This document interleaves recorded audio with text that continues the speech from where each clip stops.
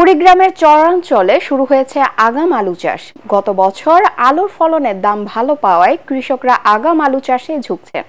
একই জমিতে আলু, ভুট্টা, সরিষা সহ অন্যান্য ফসল চাষ করে লাভবান হচ্ছেন তারা। কুড়িগ্রাম প্রতিনিধি ইউসুফ আলমগীরের রিপোর্ট, জানাচ্ছেন তামান্না জেনিফার। ১৬টি নদ-নদী বেষ্টিত প্রায় ৪ শতাধিক চর নিয়ে কুড়িগ্রাম জেলা। চরাঞ্চলের এসব ধুধু বালু জমিতে অনুকূল আবহাওয়ায় কৃষকরা এখন আগাম আলু রোপণে ব্যস্ত সময় পার করছেন। রোগবালাইয়ের তেমন কোনো প্রাদুর্ভাব না হলে আগাম আলুর বাজার মূল্য ভালো হওয়ার আশা তাদের।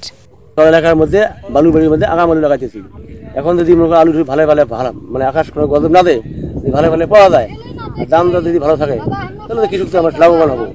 তবে চরের বালু জমিতে সেচ, সার ও কীটনাশকের খরচ তুলনামূলক বেশি হওয়ায় উৎপাদিত আলুর বাজার নিয়ে আশঙ্কাও কাটছে না তাদের, যদিও আশা ছাড়ছেন না কেউ। ৩ মাসের মধ্যে এই আলু উত্তোলন করে আগাম নতুন আলুর বাজার ধরার পাশাপাশি নতুন সবজির চাষ করবেন তারা।